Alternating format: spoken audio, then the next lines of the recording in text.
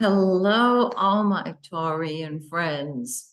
This is Maxine Taylor, and I have your beautiful August forecast in front of me. But first, I am so excited to talk about my latest special. Um, as always, I am offering during a special my birth charts and my forecasts, both the 6 month and the 12 month, at a reduced price because everybody needs a reading now. And not a lot of people can afford the reading. And I know what everybody wants to know. In fact, I've written a book that should be out very shortly called Take Back Your Money. I mean, couple of weeks, I'll be in touch about that one. But right now, let me tell you about the new option that I'm extending to you for if you would like it. The reason I'm offering it is because so many of you have asked, will you please, can I just get on the Zoom channel with you? Can we do a face-to-face? And right now I am saying yes. There is an option if you would like. You can have a face-to-face, one-on-one Zoom session with me, just the two of us, as I read your birth chart or your forecast to you. So race over to my website, MaxineTaylor.com. This offer is good through the month of August. I know you're going to love it. And I'm going to love talking to you. I have really missed the face-to-face readings. Now, sometimes they are a little draining. But to me, just to be able to see you and talk to you, and I know you feel the same way, is just a joy. So that's that. All right, now let's talk about your forecast for the month of August. Well, first of all, Mercury is going to enter the shadow of the retrograde on the 20th. And that means after the 20th, it's going to feel like we're in a retrograde Mercury. We are not. Mercury is not retrograde at that point, but it's in the shadow of the retrograde. So it feels like it's retrograde. Be prepared. You are not going crazy. Mercury is entering the shadow. All right. Now let's take a little run around the zodiac. Jupiter, the greater benefic, the planet of money and abundance and God's blessings, is retrograde, and it will be for a few months. So it's not really working at full capacity, but hang in there, it will. It's in your 12th house, and that means you have divine protection. The 12th house is behind the scenes activities. It is your subconscious. It is what is hidden. It's what goes on away from prying eyes. And so you're going to really want more solitude and privacy. And that's normal. Don't give it a second thought. Okay. Aries is the red planet. And wherever it is, boy, baby, look out. Aries is ruled by Mars. Now you might say, well, I'm a Taurus. Why are you talking about Aries? Because Mars is in the first house of your solar chart, and Aries rules that house. And so you're going to be like a disguised Aries, aren't you? You're going to be saying, out of my way. I'm doing what I want, when I want, how I want, because I want. You go. You go, Taurus. You rock. Put yourself first. On the 20th, Mars moves into your second house of money. And this means that you're going to be really focused on your money. Mars is what we'll fight with and fight for. It becomes number one to us. Cool. When Mars is in your second house, you have cosmic help with your finances. Love it.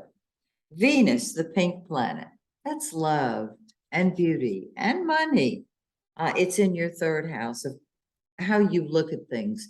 Third house of the conscious mind.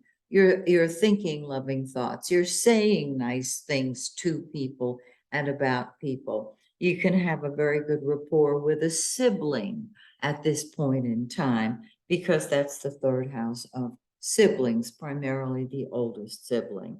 And you'll want to talk, you'll want to socialize.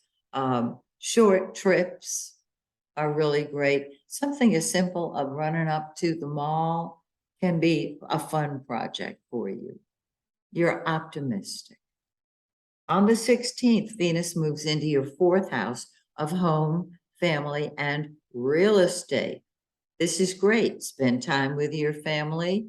If you don't want to do that, spend time at home enjoying your home. Are you building a house? Are you selling a house? Are you renovating a house? All things that provide beauty and emotional fulfillment with Venus in that fourth house. The sun, the yellow planet, the giver of life. It is the center of our lives. Mars is what's number one. The sun is what is our center, your home and family, your own emotional needs, front and center. On the 22nd, the sun moves into your fifth house of fun and games, and you're a party animal. Enjoy. The fifth house is also children.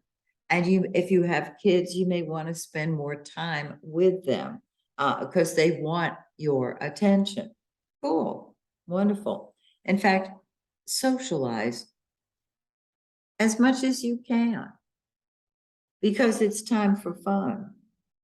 Okay? Now, Mercury is the blue planet, and Mercury is what we think about and talk about. And remember that it's entering the shadow on the 20th, and you're not going crazy. Mercury is not retro, but it feels like it is. So you start off the month, even now, Mercury's in your fourth house, and there's communicating with family. There's thinking of building, buying, selling homes, or just your own, or just talking to family members. On the 4th, Mercury joins the sun.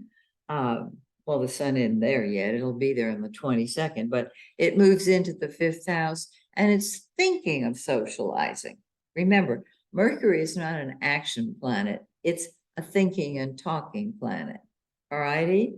Okay, so there's Mercury in your 4th house till the 25th, when it moves into your 6th house of work and health and service. So it goes from fun to job. Good. There are probably going to be a lot of loose ends you want to tie up.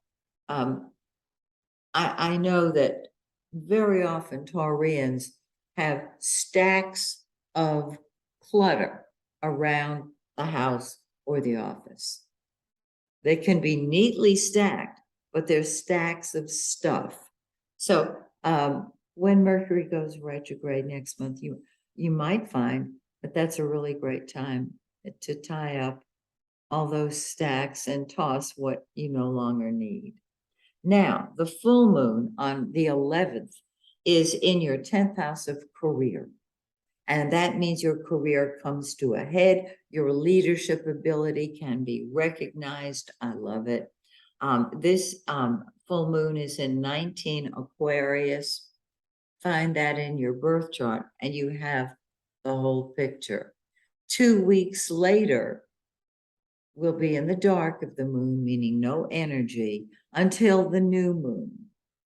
For about 2 days prior to the new moon, we're in the dark of the moon. The new moon is August 27th in 4 degrees of Virgo. And that is also kickstarting that 5th house of fun and games, with or without children.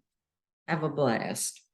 So that is your lovely forecast for the month of August.